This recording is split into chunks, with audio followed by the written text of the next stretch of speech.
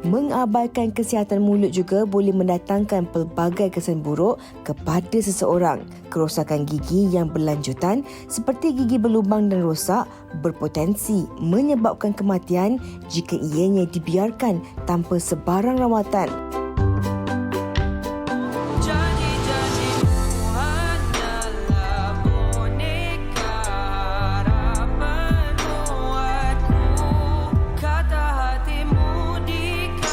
Wanita hari ini.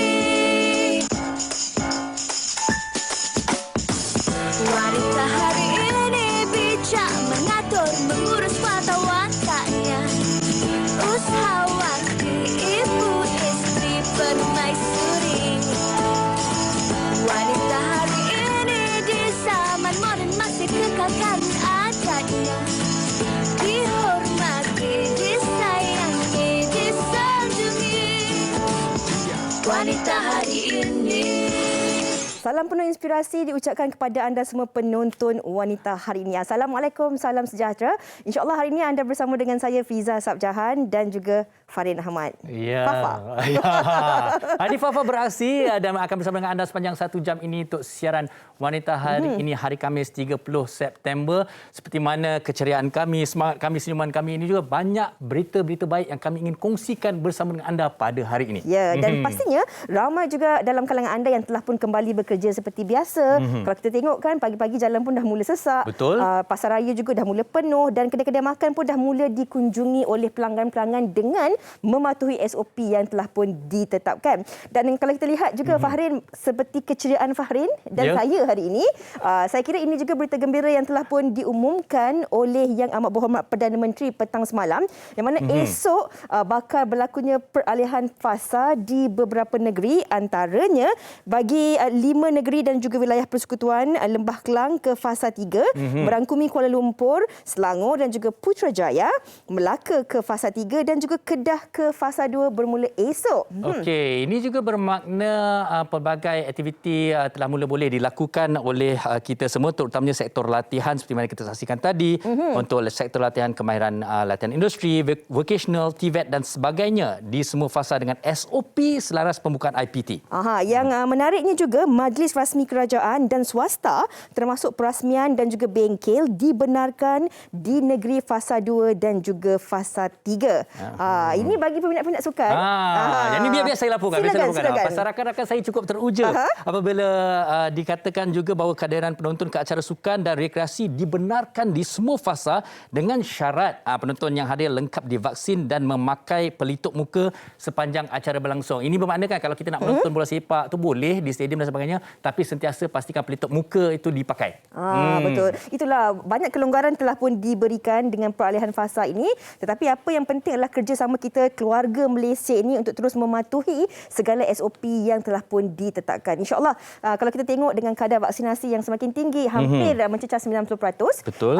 Dan dengan SOP yang telah pun ditetapkan, kadar keboleh jangkitan juga semakin menurun. Dan insyaAllah kita juga akan terus kembali hidup seperti biasa hendaknya. Saya tahu Fiza, ada satu lagi berita yang sangat-sangat dinantikan oleh semua, iaitu tentang merentas negeri ini. Jadi sabar dulu. Belum boleh lagi, tapi dia kata rentas negeri akan dibenarkan apabila 90%. Itu yang kita harus pastikan. Sikit je lagi.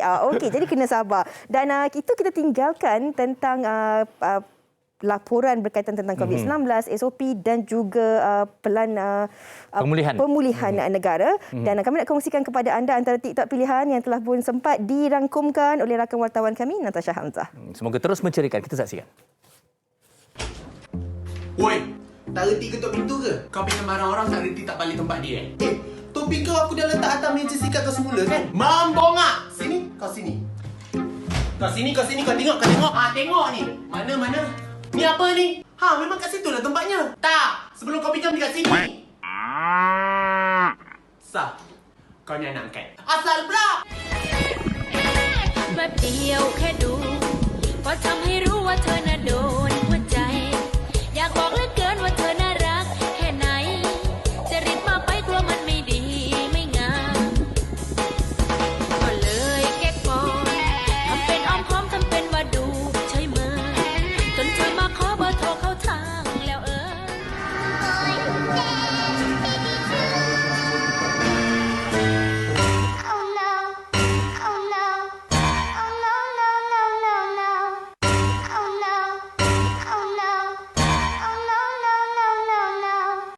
Medina! Ya Allah. Ya Allah, kenapa pula awak yang pindah duduk sini? Keluarlah Nina. Cepat. Kenapa pula ni tempat cat lah, Nina? Nina. Selamba dia je masuk, cepat. Dia boleh masuk dalam ni, dia keluarkan semua cat. Tak faham lah Dibu. Tak faham lah dia ni. Dibu tak faham lah. Nina, awak nak duduk dalam ni ke? Ya, kesianlah kat tu, Nina. Okey, saya semua baru menyaksikan pelbagai ragam sebenarnya keluarga Malaysia kita semua, daripada majlis kahwin tadi tiba-tiba tertukar filter, yang anaknya pula masuk dalam sangkar kucing dan pelbagai lagi lah. Saya buat macam miau. Pada dia- tadi saya buat miau. Tak ada orang awak layan. buat macam ni tu, saya masukkan awak dalam sangkar. Okey, dan itulah sebenarnya antara pelbagai ragam kan, IG dan juga kreativiti. Macam-macam lah. Ada Ya. yang menikah tersalah upload Filter. pula, ada filter kan dan sebagainya. Tapi itu antara cara mungkin untuk anda mencipta satu ruang yang lebih kondusif di rumah dengan berkomunikasi bersama Betul. seisi keluarga. Apa-apa pun kita kena cari antara aktiviti-aktiviti yang positif dan dapat memberi manfaat kepada kita lah. Dan menceriakan kita semua. Okey. Baik, bercakap tentang keceriaan dan juga semangat dan sebagainya. Kita ni Fiza, kalau kita tak sihat, ada sesuatu yang tak sihat tentang diri kita, pastinya kita tak ceria. Antaranya juga kesihatan oral. Ini amat penting sekali. Tetapi kan ramai juga yang mengatakan sejak kita memakai pelitup muka ni, ramai juga yang kurang menitik beratkan tentang penjagaan oral ataupun kesihatan oral ni. Sebabnya Fahrin, kalau sebelum ni mungkin ada orang mempunyai masalah nafas berbau ke, gigi yang tidak elok dan sebagainya, disebabkan tidak memakai pelitup muka, risau orang akan bau dan sebagainya, dia akan cepat-cepat pergi berjumpa doktor. Tapi sebab kita pakai pelitup muka sekarang ni, kadang-kala Dia boleh menutup lah masalah tu lah. dan ini kurang dititik beratkan. Benar ataupun tidak, dan apakah penting untuk kita menjaga kesihatan oral ini? Dan kita juga berharapkan anda, sekiranya anda sendiri mungkin ada masalah ataupun perkongsian, sila kongsikan bersama dengan kami di Facebook Wanita Hari Ini TV3 dan juga Instagram kami WHI TV3. Tapi Fiza, sebenarnya bila dapat pelitup muka juga ada hikmah dia. Kita sendiri kalau selama ni kita tak sedar, sekarang kita dah bersedar sebenarnya kita ada masalah. Cuba awak nafas. Ada bau tak? Tak ada kan? Tak ada. Tak ada. Maknanya awak jaga gigi bagus kan? Tapi itu yang saya nak tanya ni. Macam mana awak jaga kesihatan mulut, nafas dan sebagainya? Okey, saya kira macam ini perkara yang biasa semua orang tahulah. Pagi dan malam kita perlu gosok gigi. Gosok gigi terlalu kerap juga adalah tidak digalakkan sebenarnya. Tapi nak tahu sejauh mana kebenarannya, dan kalau anda juga mungkin ada pengalaman-pengalaman lucu ataupun pengalaman-pengalaman yang ingin dikongsikan, persoalan bersama dengan kami di WHI, anda boleh terus kongsikannya di laman sawang yang telah pun tertera di kaca TV. Baik, jadi sekarang kita akan berehat seketika. Pastikan anda kembali bersama dengan kami sebentar saja lagi. Jangan ke mana-mana. Wanita Hari Ini. Ini khas untuk wanita yang ada masalah mulut berbau walaupun dah gosok gigi. Ada 3 rahsia. Macam mana nak atasi masalah tu? Nombor 2 dan nombor 3 paling ramai wanita tak buat. Yang pertama, selepas awak makan, please berkumur. Okey? Yang kedua, selepas makan, tolong floss gigi awak. Pergi toilet. Awak nak tahu tak, sebenarnya sisa-sisa makanan yang terlekat dekat celah gigi itu yang buatkan mulut awak berbau. Yang ketiga, masa awak gosok gigi, make sure awak bersihkan lidah sekali. Siapa nak?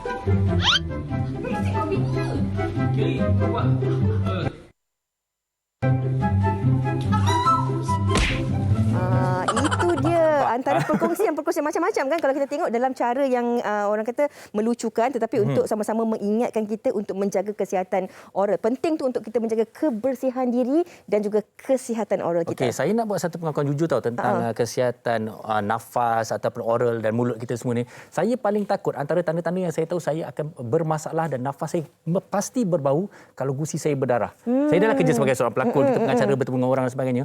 Bila setiap kali kalau gusi kita bengkak atau berdarah, kita cuba pegang dan bukan saya nak kata serobot tapi kalau kita bau sikit memang sangat-sangat tak menyenangkanlah bau tu. Okey. Jadi cuba cek. Okey. Tapi sebenarnya kan Fahrin, selain daripada masalah gusi, ada banyak lagi faktor lain Betul. yang boleh menyebabkan kepada masalah mulut berbau. Tapi kita nak tanya persoalan dan perkongsian ini bersama dengan pakar kita yang telah pun berada dalam talian ketika ini.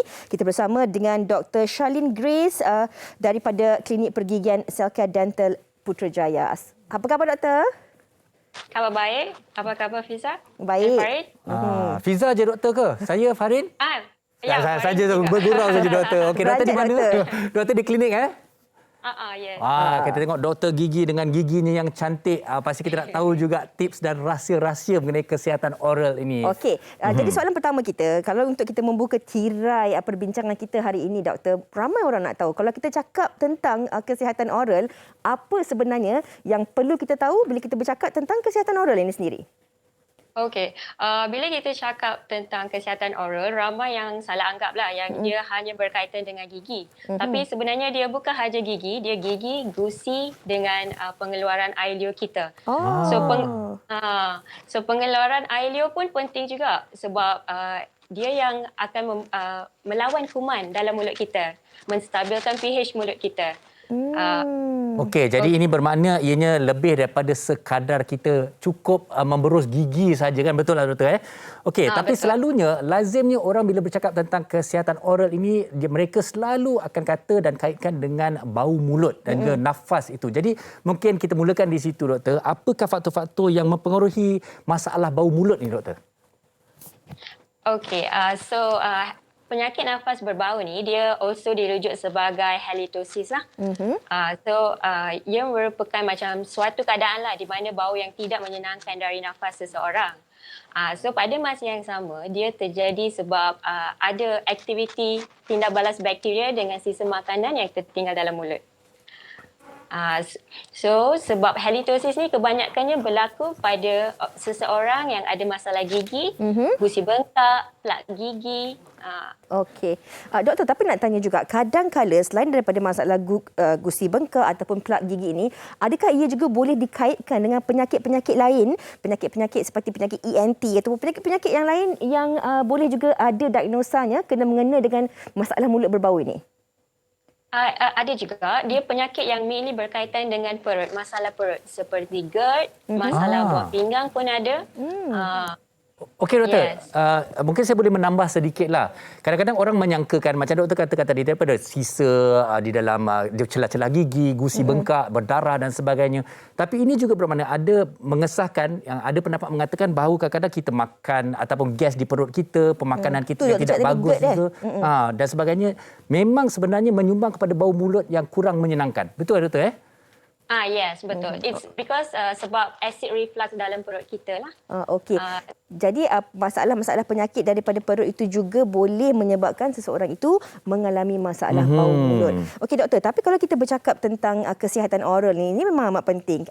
Apatah lagi tentang bau mulut. Bila kita cakap tentang bau mulut ni, pula sekarang ni kita pakai pelitup muka dan kadang-kala penjagaan oral itu tidak dititik beratkan kerana kita rasa macam kita ada pelindung sebab kita pakai pelitup muka kan doktor. Orang Jadi, tak nampak.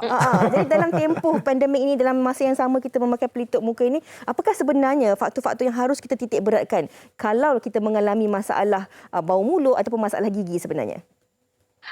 Actually, ramai orang yang bersalah sangka kalau kita pakai mask, kita tak perlu menitik beratkan penjagaan kesihatan oral. Tapi sebenarnya salah. Sebab bila kita pakai mask, ianya untuk melindungi kita daripada virus sahaja. Tapi kalau kita, tapi dia takkan merawat problem yang ada pada gigi lah. So of course kita kena jaga bau mulut ataupun ada apa-apa karies gigi ke, masalah gusi ke, memang kita kena jumpa doktor. Sebab kita ingat kita since kita tutup pakai mask, orang lain tak boleh bau nafas kita, betul tak? Kita sendiri pun boleh bau nafas kita doktor. Kita pun boleh pingsan kan. Awak dah buat ujian kat saya awal tadi kan? Bau nafas sendiri. Bagus. Alhamdulillah kita okey setakat Okey. ni. Okey. Tapi saya juga nak bertanya kepada doktor lah. Kadang-kadang bila kita cakap tentang masalah kesihatan dan juga tentang kesihatan oral dan sebagainya, selalunya bila cakap pasal kesihatan ni ada juga dikaitkan dengan kata sebenarnya ini penyakit keturunan saya. Betul ke kesihatan oral ni ada kaitannya dengan keturunan juga? Ada juga sebab dia one of the systemic punca sistemik lah, keturunan, penyakit, all that adalah punca sistemik. Okey. Ia juga boleh disebabkan oleh faktor-faktor kesihatan dan juga sedikit faktor keturunan. Okey doktor, banyak lagi nak kita tanya kepada doktor antara seawal umur berapa sebenarnya anak-anak ini perlu didedahkan untuk kesihatan oral ini. Tapi sebelum kita nak ke soalan yang seterusnya, apa kata penonton, sama-sama kita saksikan sedikit trivia berkaitan kesihatan oral. Silakan. Tahukah anda, gigi merupakan salah satu struktur terpenting di dalam mulut manusia. Gigi mempunyai kekuatan yang luar biasa dan boleh berfungsi untuk menggigit dan mengunyah makanan. Namun, jika kandungan kalsium pada gigi berkurangan, gigi akan menjadi lemah dan tidak dapat berfungsi dengan baik. Benih gigi manusia pula sudah mula terbentuk semenjak sebelum kelahiran seseorang lagi. Gigi pertama seseorang dikatakan mulai tumbuh seawal usia 4 bulan di mana ianya dikenali sebagai gigi sulung atau gigi susu. Namun gigi tersebut kemudiannya akan digantikan dengan gigi kekal di dalam lingkungan usia 6 tahun. Gigi dapat bertahan seumur hidup jika ianya dijaga dengan baik. Tahukah anda, tempoh jangka hayat gigi dapat bertahan dengan lebih lama jika kesihatan mulut seseorang itu sentiasa terjaga. Gigi haruslah sentiasa diberus sekurang-kurangnya 2 kali sehari dan perlu dibuat pemeriksaan bersama doktor setiap 6 bulan sekali.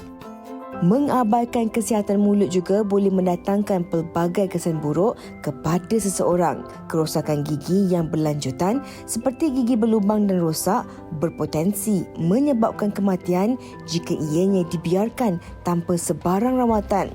Namun tahukah anda, dari segi penyusunan gigi pula, ramai yang memilih untuk membuat rawatan memakai pendakap gigi. Terdahulu, penggunaan pendakap gigi seringkali dianggap sebagai salah satu tanggapan buruk dan tidak penting, terutamanya buat kaum wanita. Namun, ianya kini dapat dilihat sebagai satu rawatan yang selamat dalam menyusun semula kedudukan gigi seseorang yang tidak teratur, sekaligus dapat meningkatkan keyakinan diri dalam kehidupan seharian.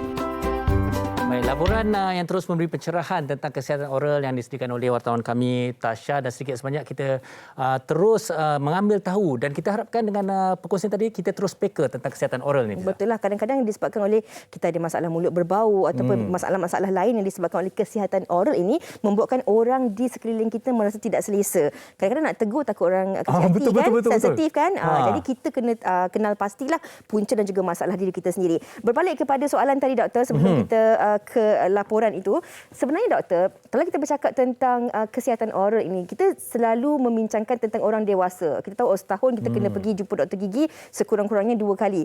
Tetapi seawal usia berapa sebenarnya anak-anak kita ini juga harus didedahkan terhadap kesihatan ataupun penjagaan oral ini?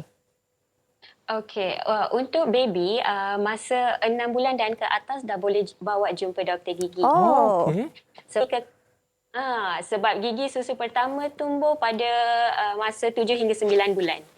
Okey, jadi kebiasaannya So, kalau once baby seawal usia itu apa yang akan diperiksa? Kerana mungkin pada pendapat saya lah 6 bulan terlalu awal, tapi sebenarnya apa yang kita nak perhatikan tu doktor? Okey, sebab dah dari mula 6 bulan memang gigi dah akan start tumbuh. okey. So kita just check pertumbuhan gigi macam mana, atau ada tak apa-apa tanda-tanda caries awal pada baby. Sebab pada umur setahun macam tu dia semua gigi dah tumbuh dalam mulut. Tapi kalau still ada baby yang tak ada cukup gigi, so kita akan monitor, suruh mereka datang setiap 3 bulan atau 6 bulan untuk monitor pertumbuhan gigi. Berbalik kepada soalan yang lebih kurang sama ini, doktor. Ini ada daripada rakan kita di Facebook, daripada Rohazia Hashim. Katanya, bagaimana cara terbaik untuk penjagaan dan teknik memberus gigi bagi anak-anak umur 2 tahun? Sebab kebiasaannya diorang ni akan makan ataupun menelan ubat gigi tersebut, doktor. Saya ada pengalaman tu doktor dengan anak saya. Memang susah nak gosokkan gigi dia. Silakan. Okey, kalau untuk umur 2 tahun memang dah boleh pakai brush. So brush yang soft. So selalu galakkan pakai brush yang soft, sebab kalau yang medium atau hard memang dia akan rosakkan gusi. So selalu pakai yang soft, and then ubat gigi boleh yang untuk kids punya, tapi dalam moderate amount lah. macam dalam peanut size. Okey. Sedikit cukup. Dan saya kira and then, harus of juga. course, Ya. Parents kena monitor cara children brush lah. Okey. Dan saya Sebab kira harus sometimes juga kids tak- diperhatikan tentang jenis ubat gigi itu juga doktor, betul? Yes, betul. Jenis ubat gigi yang ada fluorida. Itu paling penting. Sebab mereka perlukan fluoride untuk kuatkan gigi. Baik. Okey. Okey. Yes. Doktor, ini ada satu lagi soalan. Katanya, adakah disebabkan faktor tanam gigi boleh menyebabkan nafas berbau dan bagaimana untuk mengawal nafas berbau selepas tanam gigi?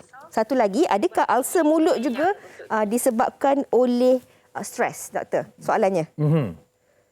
Okay, first mulut berbau puncanya daripada caries atau masalah gusi memang betul lah. Sebab dia ada jangkitan kuman. So bila ada masalah gusi atau caries gigi, maksudnya bakteria memang dalam amount yang berlebihan dalam mulut. So bila bakteria berlebihan, automatically nafas kita pun akan mula berbau. And coming to the ulcer, memang yes, stress boleh cause ulcer. Okey. Okey. And ulcer juga boleh bagi nafas yang tidak menyenangkan juga. Okey, ini ada satu soalan menarik doktor. Ini daripada mungkin sedikit juga daripada saya ambil sedikit daripada Facebook, penonton Facebook dan juga sedikit daripada apa yang saya ingin tahu sebenarnya. Ada orang mengatakan tentang penggunaan cecair kumur mulut tu. Adakah ianya benar-benar berkesan ataupun perlu berus dan kumur? Kadang-kadang bukan apa, ada orang dia rasa kumur tu dah cukup je doktor. Oh, ada macam tu? Ada. Memang ada. Okay, brush still paling penting lah. Brush dengan floss memang kena sekali setiap hari. Tapi floss sehari sekali cukup. Tapi brush memang 2 hingga 3 kali sehari. Tapi pencuci mulut, okay, masa yang kita tak berkesempatan untuk berus gigi lepas makan, kita boleh pakai pencuci mulut. Okey. Tapi kalau pencuci mulut dia additional, tambahan sahaja. Dia untuk bagi freshness kepada mulut. Tapi also kita advise patient untuk jangan pakai pencuci mulut yang ada alcohol content. Sebab bila ada alcohol, dia boleh keringkan mulut. And bila mulut kering, dia boleh ada bau juga. Okey, doktor, itu maksudnya kalau kita nak jaga kebersihan mulut kita, kena tetap berus gigi kita. Betul. Okey, doktor, kalau kita lihat tadi, kita dah cakap tentang masalah caries, masalah penyakit-penyakit juga yang boleh menyebabkan kepada bau mulut. Adakah struktur gigi? Kadang-kadang ada orang yang giginya memang lahir cantik. Ada orang yang giginya tak tersusun, doktor, dan memerlukan rawatan-rawatan tertentu. Adakah ini disebabkan oleh masalah penjagaan gigi itu sendiri ataupun masalah keturunan ataupun apakah yang menyebabkan seseorang itu mempunyai masalah gigi yang tidak rata? Okey, kalau gigi tidak rata, dia salah satu sebab boleh jadi keturunan juga. And salah satu, let's say kalau dari baby atau kanak-kanak lagi, kalau gigi mereka terpaksa dicabut awal, so gigi lain akan mula, terutama gigi susu dicabut awal, so gigi kekal tak ada tempat untuk keluar sebab gigi lain dah mula gerak. So bila gigi kekal tak ada space nak keluar, so gigi lain dia akan cuba keluar juga tapi sengit atau berlapis. Okey, itu akan Itu adalah menyebabkan reason kenapa gigi jadi tak selari lah. Tapi solution untuk gigi tak selari adalah through braces sahaja. okey. Tapi kita tengok kalau ada mild, kalau very mild kita boleh pakai retainer. Tapi kalau more than mild memang kena pakai braces. Okey. Bila doktor cakap tentang braces ataupun pendakap gigi ni, Fahrin, kalau kita lihat tentang rawatan gigi ortodontik ni ada macam-macam kaedahnya. Dan kalau dahulu pemakaian pendakap gigi ataupun braces ini hanya kita tahu tentang pendakap gigi metal ataupun besi. Namun hari ini dia pakai gigi besi, kena ejek kan. Betul. Tapi hari ini sebenarnya ada pelbagai alternatif lain yang membolehkan anda untuk menggunakan pendakap gigi yang lebih mudah dan tidak mengganggu kehidupan seharian anda. Jadi apa kata kita saksikan ini dia, alternatif rawatan ortodontik. Saksikan laporan ini. Silakan. Memiliki gigi yang sihat, cantik dan teratur menjadi impian buat mereka yang sangat menitik beratkan kesihatan mulut dengan teliti. Antara kaedah rawatan yang sering dilakukan ialah seperti rawatan scaling, veneer, pemutihan dan rawatan memakai pendakap gigi ataupun braces. Melakukan rawatan ortodontik dengan memakai pendakap gigi besi kini boleh dilakukan dalam pelbagai kaedah lain yang berbeza mengikut jenis bahan dan kesesuaian yang ingin digunakan. Pendakap gigi ni ada pelbagai jenis. Ada konvensional, ada pendakap gigi self-ligating dan yang terbaru ada pendakap gigi Lutziana. Pendakap gigi konvensional ataupun self-ligating ni dia terbahagi kepada bahan yang membuatnya. Ada besi ataupun metal biasa yang kita tengok ataupun ada seramik. Ada rawatan yang ketiga adalah rawatan ortodontik Lutziana ataupun clear aligner pendakap gigi Lutziana. Dia bentuk seperti retainer, hanya satu lapisan plastik. Satu lapisan plastik diletakkan pada gigi dan lapisan plastik tersebut boleh menggerakkan gigi. Jadi dia dah tak ada wire, bracket, dia lebih selesa digunakan dan dia lebih cantik. Merupakan pakar ortodontik yang berpengalaman selama lebih daripada 10 tahun, baginya rawatan pendakap gigi Lutziana bukan sahaja lebih mudah untuk digunakan, malahan ianya juga dapat memberikan penampilan yang lebih cantik dan teratur. Dari segi penjagaan hariannya pula, ianya lebih mudah untuk dibersihkan berbanding pendakap gigi yang lain. Pendakap gigi jenis Lutziana ni adalah satu treatment yang paling digemari buat masa ni. Dia aesthetically pleasing, dia adalah cantik dan a lot of my patient, kawan-kawan tak perasan pun dia pakai pendakap gigi. Sebab dia hanya satu lapisan plastik pada permukaan gigi. Jadi dia adalah jauh lebih selesa kerana dia tidak mempunyai wire dan bracket. Jadi makanan tak melekat di celah-celah braces dan gigi senang dibersihkan. Dia boleh dibuka apabila kita nak makan. Kita boleh buka dan dia boleh makan seperti biasa. Dia jauh lebih selesa kerana apabila tak ada bracket pada permukaan gigi, dia tak ada kawasan yang tajam. Jadi tak adalah mulut kita penuh dengan ulcer. Prosedur dalam memeriksa keadaan gigi pesakit juga haruslah dilakukan terlebih dahulu bagi memastikan gigi nampak lebih cantik dan sempurna selepas melakukan rawatan ini. Sebelum kita membuat pendakap gigi Lutziana ni, gigi kita perlu cetakan gigi menggunakan material ataupun kita boleh scan dengan intraoral scanner. Dia boleh scan dalam gigi dan kita akan uploadkan kedudukan gigi ni di sistem dan kita akan betulkan kedudukan gigi tersebut. Memiliki gigi yang cantik memainkan peranan yang sangat penting agar kesihatan mulut akan sentiasa terjaga. Penggunaan pendakap gigi Lutziana ternyata bukan sahaja dapat mengurangkan rasa sakit ketika memakannya, malahan ianya juga dapat membantu meningkatkan keyakinan mereka ketika bertutur dalam menjalani kehidupan seharian. Okey, itu dia antara alternatif hari ini, pendakap gigi Lutziana ataupun orang putih panggil invisible braces. Tak nampak lah. Dah tak ada lagi gigi lagi besi senang tu. lah. Kadang-kadang untuk kita yang bekerja di media ni juga, kadang-kadang senang kalau kita pakai green screen kat belakang, kita pakai pendakap gigi Lutziana tu, dia tak mengganggu sangat lah. Kalau kita pakai pendakap gigi yang besi tu, kadang-kadang ada warna-warna tu, dapat pula warna hijau, nampak pula tembus.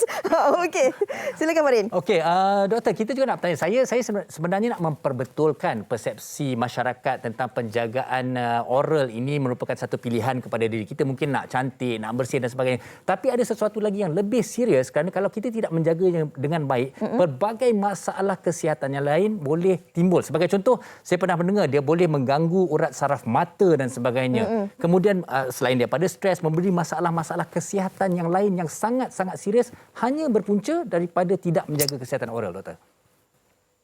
Yes, boleh jadi juga, terutama untuk penyakit jantung, endocarditis. So dia boleh jadi fatal lah sebab kalau bila gigi rosak, memang bakteria accumulation banyak dalam mulut. So benda tu boleh go through the saluran darah and affect our heart outer lining. Okey. Yeah, so it's one of the fatal thing jugalah. Yang membahayakan jugalah kalau kita tak pergi mendapatkan rawatan awal, dia boleh menyebabkan kepada masalah-masalah yang lain. Doktor, kalau kita lihat kan, kita ni dalam proses pembesaran kita daripada kita kecil, bayi kita akan tumbuh gigi susu, kemudian digantikan dengan gigi kekal. Dan kebiasaannya apabila kita menginjak ke usia lebih tua, mulalah gigi kita akan hilang, jatuh ataupun kita akan mula mengalami masalah gigi rongga dan memerlukan gigi palsu. Ada tak sebarang kaedah yang kita boleh lakukan dari awal lagi supaya kita boleh menjaga gigi kita, supaya bila kita tua nanti kita tak adalah masalah gigi kurang ke ataupun masalah memerlukan memakai gigi palsu dan sebagainya. Supaya lebih tahan lama lah, doktor, kan? Yeah. So it all comes to the first and most important yang kita kena berus gigi. Okey. Berus gigi, kena floss. Itu memang yang the basic and the most important lah sebab daripada itu yang kita ada develop masalah gusi, masalah karies gigi. Okey. So gusi ni dia memang ambil masa untuk menjadi kurang sihat, especially sebab plak gigi makin banyak, gusi pun makin jadi kurang sihat sebab dia bergabung dengan bakteria dalam mulut kita. Bila gusi lama kelamaan tak sihat, dia akan makin bengkak, berdarah, sentuh pun berdarah. And so sebab tu memang kena buat scaling setiap 6 bulan sekali, memang kena buat scaling, jumpa doktor gigi. So doktor gigi akan advise apa yang terbaik. So kalau kita biarkan macam tu, dia akan merebak ke bahagian tulang bawah. Yang kita panggil sebagai periodontitis lah. So bila dia merebak ke bahagian tulang, so tulang akan makin pendek. Maksudnya dia tak boleh menyokong gigi sekuat dulu. So tu yang jadi gigi makin goyang. Tapi proses ni memang ambil masa, so that's why dari awal lagi memang kita kena titik beratkan penjagaan kesihatan oral lah. Yang basic, kena berus gigi 2-3 kali sehari. Sebelum kita tidur kena berus gigi, kena floss setiap hari. Okey. Kena jumpa doktor gigi. Itu paling penting lah setiap 6 bulan. Okey, kena jumpa doktor gigi itu paling penting sekali ya doktor. Kita jumpa Dr. Shirin. Okey, doktor, maksudnya kalau kita menjaga kesihatan gigi kita dari usia muda, kita ada peluang untuk tidak mempunyai masalah gigi bila kita tua nantilah. Kita boleh kekal pakai gigi kita yang sekarang ni ya? Yes. Sebab gigi akan makin goyang bila kita semakin berumur. Tapi prosesnya memang ambil lama. Dia disebabkan oleh kita kurang menitik beratkan kebersihan oral kita. Okay, So kalau awal-awal lagi kita make sure tip-top, memang walaupun tua gigi kita still kuat juga. Maknanya kalau kita tak jaga daripada muda, lagi cepatlah dia gugur. Awak sebenarnya awak tanya tu pasal awak ada masalah nak... Tak ada. Satu lagi soalan doktor sebelum kita nak berpisah doktor. Adakah faktor-faktor lain seperti pemakanan itu juga?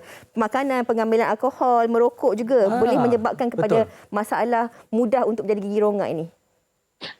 Merokok ya betul sebab ia boleh mengeringkan mulut kita. So bila mulut kita kering, memang daya tahan untuk melawan bakteria tu kurang lah. So karies boleh cepat berlaku and nafas boleh berbau and kita bila untuk orang yang merokok akan ada karat lah pada gigi.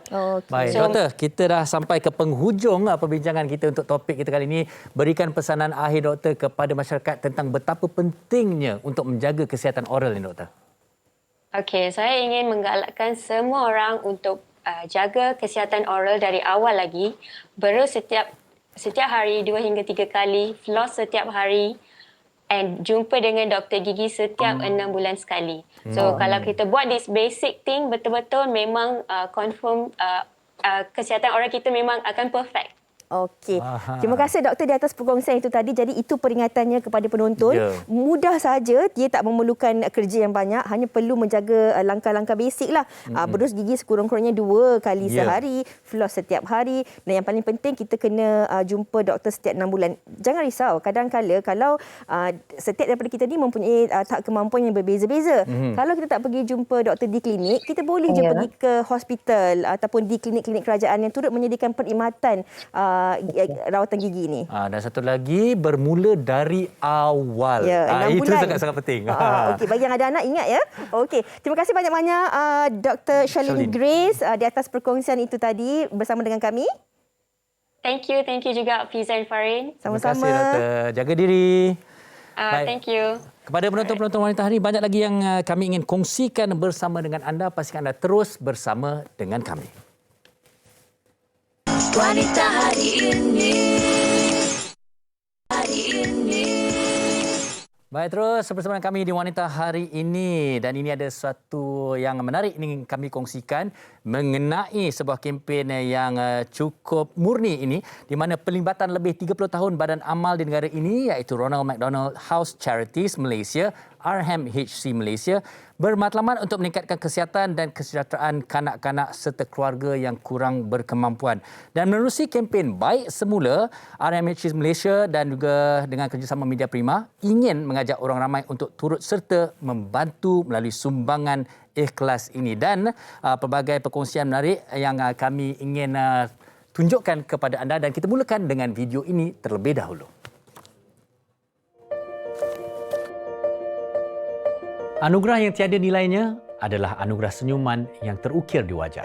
Selalulah mencari peluang untuk membuat seseorang tersenyum. RMHC Gift of Smile menaja kanak-kanak klef bibir dan lelangit untuk menjalani pembedahan pembetulan. Setiap senyuman adalah tanda kebahagiaan. Keyakinan mereka kini terserlah dengan setiap senyuman. Rangsangan ria rasa, lihat, sentuh, bau dan dengar. Dapat membantu perkembangan sifat dan minda anak-anak istimewa.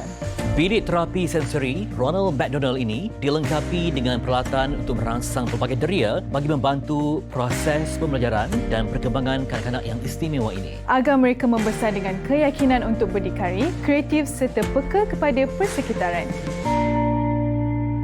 Anak-anak harus diberi motivasi untuk terus menimba ilmu, tak kira mereka dari golongan berada ataupun kurang berkemampuan. Sesungguhnya orang yang memiliki ilmu akan menjadikan hidupnya lebih bermakna. Program Kembali ke Sekolah menaja kelengkapan persekolahan kepada kanak-kanak. Dengan kelengkapan persekolahan yang sempurna, anak-anak dapat meningkatkan keyakinan diri menimba ilmu. Kebersamaan ibu dan ayah di sisi anak-anak yang sakit amat bermakna untuk kesembuhan segera.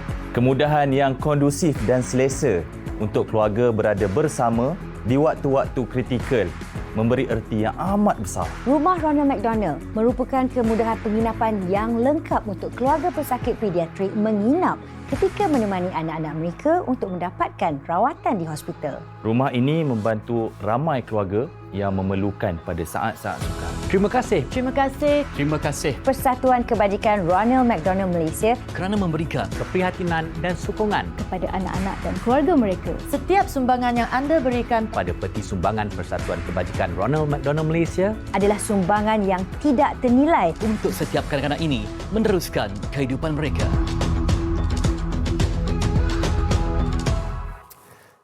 Terima kasih. Dan kini kami ingin terus berkongsi lebih lanjut mengenai 2 daripada 4 program tersebut, iaitu program Anugerah Senyuman, Gift of Smile dan juga Rumah Ronald McDonald. Dan bersama-sama dengan saya hari ini yang telah pun bersedia dalam talian adalah 2 duta selebriti untuk kempen ini. Kita bersama dengan Elvin Chong dan juga Anis Nabila. Apa khabar kedua-duanya? Khabar baik, alhamdulillah. Sihat Khabar senyum sikit, Gift of Smile sikit. Itu dia, terima kasih. Okey, baik, saya ingin mulakan dengan Elvin terlebih dahulu. Okey, mungkin Elvin boleh kongsikan sedikit tentang program Anugerah Senyuman atau Gift of Smile ini. Silakan Elvin. Okey, secara ringkasnya, Gift of Smile ni adalah satu program bantuan kewangan yang disediakan oleh RMHC dan dengan kerjasama dengan Media Prima lah untuk bantu kanak-kanak yang ada klif bibir ataupun orang panggil lelangit. Sebab ada ramai kanak-kanak yang diagnose dengan penyakit ni. So program ni adalah untuk bantu mereka buat pembedahan untuk betulkan dia punya bibir supaya dia boleh yakin untuk senyum untuk menjalankan kehidupan seperti biasa seperti kanak-kanak lain. Okey, dan mungkin kepada Anis, mungkin Anis juga boleh berkongsikan sedikit tentang apa yang dikatakan sebagai Rumah Ronald McDonald atau Ronald McDonald House ini, Anis. Okey, rumah Ronald McDonald ni pula adalah rumah penginapan yang berada di pekarangan hospital khas buat keluarga kanak-kanak, pesakit kanak-kanak yang sedang menjalani rawatan di hospital. Sebab kadang-kadang rawatan mereka mengambil masa yang lama kan, berminggu ataupun berbulan, dan kalau keluarga mereka tinggal di tempat yang berjauhan, diorang kena fikir tentang nak bayar ataupun nak cari tempat penginapan, dan ini menambahkan lagi beban keluarga pesakit. Jadi rumah Ronald McDonald ni dapat membantu meringankan beban tersebut. Dan setakat ni ada 3 rumah Ronald McDonald di Malaysia. Yang pertamanya telah beroperasi lebih pada 20 tahun. di Hospital Chancellor Tuanku Mukhlis Universiti Kebangsaan Malaysia ataupun HUKM. Dan ada 2 lagi di Hospital University Sains Malaysia Kubang Kerian yang telah beroperasi semenjak 2019, dan yang terbaru sekali yang dibuka pada Mei lalu adalah Hospital Tunku Azizah. Okey, baik, satu informasi yang cukup menarik. Baik, kepada Elvin tentang kempen #Baik Semula ini bertujuan untuk mengumpul dana bagi membantu kanak-kanak. Jadi, apakah sumbangan Elvin sepanjang kempen ini? Selain buat promosi dekat social media, saya juga akan bagi satu barang saya peribadi saya untuk dekat jualan amal. So, it is actually my first watch that I got, which is considered luxury watch for me lah untuk saya, sebab saya buat kerja sendiri, dan lepas tu jam pertama yang saya miliki adalah jam ini. Tunjuk sikit, Elvin.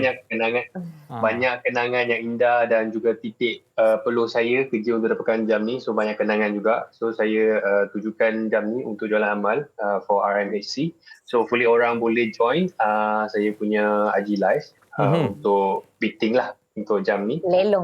Pada 2 hari bulan.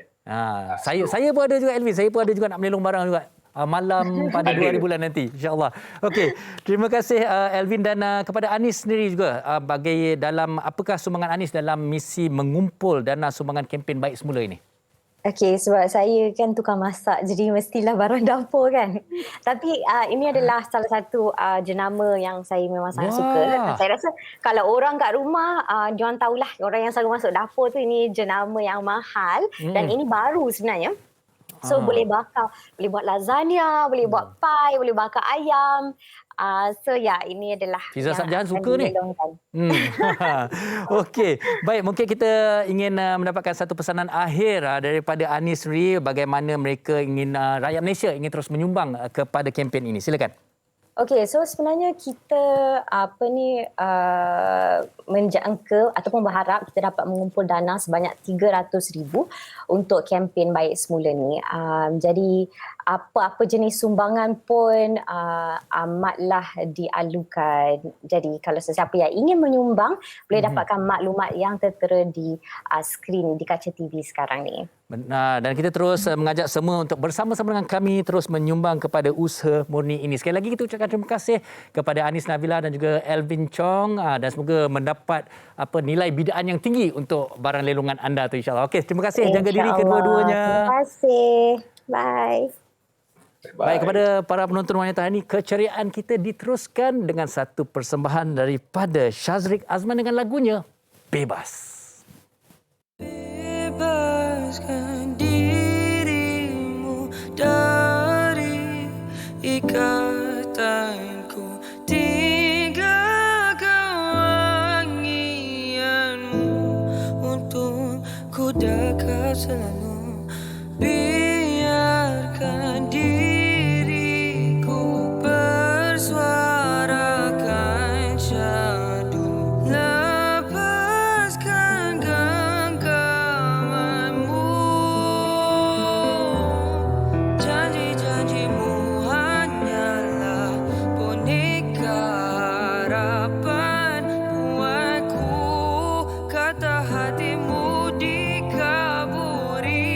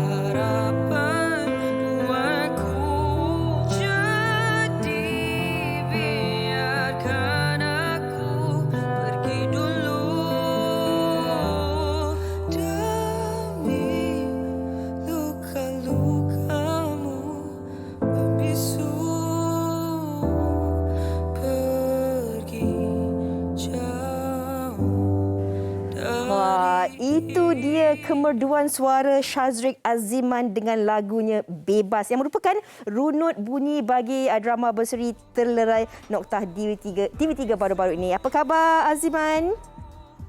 Hai, hello. Shazriq. Nak panggil nama mesranya apa? Shaz ya? Okey. Yes, saya. Okey, sihat ke? Alhamdulillah sihat. Alhamdulillah. Saya nak bagi tahu ni, saya memang sangat-sangat meminati lagu ni. Bila saya menonton drama berseri Terlerai Noktah tu, nak tahu sangat siapa sebenarnya penyanyinya. Okey, ini merupakan single kedua Syaz sendiri kan. Jadi boleh tak Syaz kongsikan kepada penonton serba sedikit tentang lagu ini? Boleh. Terima kasih sebab minat lagu ni. So lagu Bebas ni adalah lagu tulisan saya dan juga rapper iaitu Lemaha. Diproducekan oleh Abang Ipul Roza, Abang Daus SRK, Aizi, Afaro dan juga saya sendiri. Lagu ini mengingatkan tentang sebuah relationship yang toxic sangat sampai what's best for the both of them is to let go lah sebenarnya. Nak tanyalah Syaz ni ada kena-mengena dengan kisah hidup sebenar ke ataupun Syaz bukan nama sebenar ke macam mana? So sebagai penyanyi saya rasa saya patut apa orang kata transparent dengan benda-benda macam ni. So memang toxic relationship tu adalah saya punya experience sendirilah sebenarnya. Sebab tu kan kalau kita tengok baik-baik liriknya tu memang orang kata memang dekat jugalah dengan hati. Katanya janji-janjimu hanyalah boneka harapan buatku, kata hatimu dikaburi dengan bayangan kata-katamu. Mungkin ramai juga dalam kalangan penonton yang boleh relate lah dengan situasi mereka bila kita dengarkan lagu ini. Syaz, kalau kita lihat lagu Bebas ini di prosesnya dalam tempoh pandemik ini dari segi promosinya dan sebagainya. Jadi apa antara cabaran-cabaran yang terpaksa Syaz lalui untuk mengeluarkan lagu Bebas ini? So lagu Bebas ni sebenarnya kita orang dapat record sebelum PKP. So saya dapat ke studio dan dapat record dekat dalam studio. Tetapi lagu ni dah pending, lagu ni dah kita orang simpan dekat setahun lebih. So masa saya record tu saya dapat record masa kita orang sign off untuk jadi OST untuk Terlerai Noktah yang didirected oleh Kak Amor. Kita orang saya dapat record suara saya dalam 2-3 hari dan lagu ni diproduce dalam satu malam saja. So dia semua dalam strategi is memang untuk promote online lah kerana PKP and apa SOP semua. Cabarannya dalam tempoh promosi saja tapi tetap boleh kita berhubung secara virtual sebegini kan. Baiklah Syaz, mungkin boleh kongsikan juga di penghujung perbincangan ataupun segmen kita ini. Apakah harapan Syaz dalam industri seni dalam tempoh 3 tahun, 5 tahun akan datang dan laman sesawang media sosial yang boleh dikongsikan kepada penonton wanita hari ini? Okey, untuk saya berharap lagu Bebas ini akan dapat tempat di orang ramai, insya-Allah. Saya juga insya-Allah akan dapat tempat di orang ramai, di tempat hati orang ramai. Saya nak ucapkan terima kasih kepada semua orang yang support saya dan yang tolong saya. Keep on supporting and insya-Allah kalau kita dapat jumpa, kita akan jumpa. Baiklah. So boleh follow saya di Instagram saya Shazriq Azman, di Twitter saya Shaz Official, YouTube Shaz Official dan boleh check out music video dan juga lirik video di YouTube. Baiklah, penerbit saya dah cakap terima kasih tapi kan saya degil sikit. Sebenarnya Syaz ni tular 3 tahun lepas dengan lagu-lagu cover yang Syaz nyanyikan. Syaz belanja sikit penonton wanita hari ini lagu Camellia daripada Sweet Charity yang dinyanyikan oleh Syaz satu ketika dahulu. Oh, boleh. Gugusan hari-hari indah bersamamu Camellia. Wow, rasa tak puas Rasa tak puas.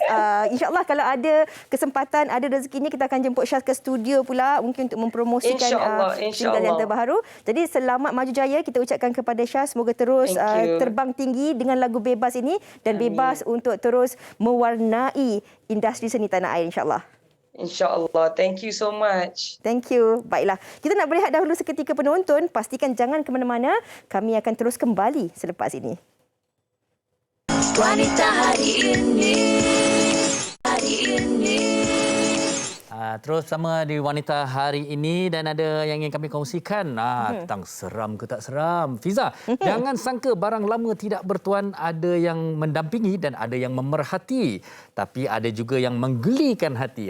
Pelbagai kisah mistik lucu dalam Seram Tak Seram, Isnin hingga Khamis 10.30 malam di TV3. Seram tak seram. Jadi kadang-kadang kita ni kalau nak tengok drama-drama Melayu ni macam-macam genre-nya ada kan.